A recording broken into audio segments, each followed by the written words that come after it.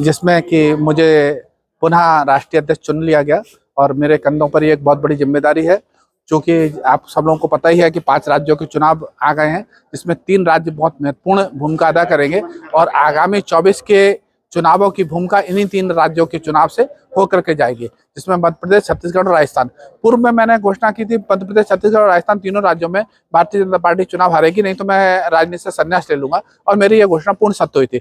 तब मैंने ये घोषणा नहीं की थी हम सत्ता में आएंगे। इस बार मेरी ये घोषणा है कि तीनों राज्यों में जो सरकार बनेगी वो बिना हम भारतीय संपूर्ण क्रांतिकारी के कोई भी विधानसभा में स्थान नहीं होगा, जिसमें भी स्थान।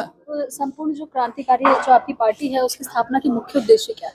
हमारी भारतीय संपूर्ण क्रांतिकारी पार्टी का मुख्य उद्देश्य ये है कि भारत, ये जो हमारा पहला इसका मूल नारा ही ये रहता है, भारत महान है, भारत महान था और भारत महान रहेगा।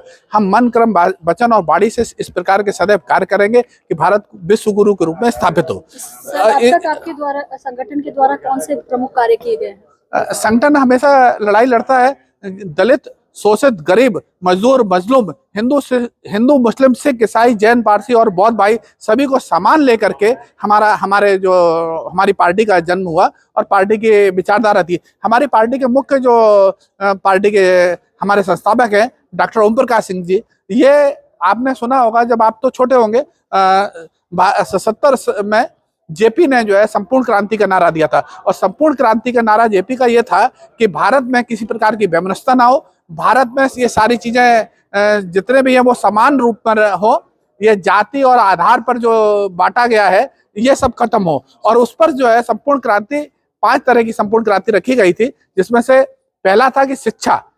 आज आप देख रहे होंगे जो आत्महत्या का कारण है, सबसे अधिक आत्महत्या का कारण यह है कि पिता अपने पुत्र के लिए, अपनी पुत्री के लिए, अपनी बेटी के लिए, अपनी बहन के लिए ऋण ले लेता है शिक्षा करने के लिए, और उसे शिक्षा दिलवा देता है, लेकिन जब रोजगार नहीं दिलवा पाता तो उस ऋण का जो अदायगी नहीं होती, और कहीं किसी पेड़ के नीचे, कहीं जहर खा के, कहीं कुछ करके आत्महत्या का सबसे बड़ा कारण होता है। दूसरा कारण है हमारा किसान जो है अपनी बड़ी कर्ज लेकर के अपनी जमीनों का उत्पादन करता है, और जब उसका मूल्य आता है तो उसे उसको मूल्य मिलता ही नहीं है। उन परिस्थितियों में ये हमने जो है हमारे अभी जो मूल एजेंडा है उसके साथों में आपको प्रदान कर दूंगा। जी सर, समय का काफी अभाव है, हम अपनी बातों को बड़े संक्षिप्त में रखेंगे। राष्ट्र की एकता, अखंडता, एकजुटता, समरसता को बनाए रखने में आपकी जो ये भारतीय संपूर्ण क्रांतिकारी पार्टी है वो किस प्रकार से अपनी भूमिका अदा कर रही है? देखिए, किसी पार्टी का मुख्य भूमिका होती है कि जब तक वो सत्ता में शामिल हो या मत प्रस्तुतों को, देखिए हम 2 तरह से ही सरकार को जगाने का काम करते हैं। रामधारी सिंह दिनकर ने कहा था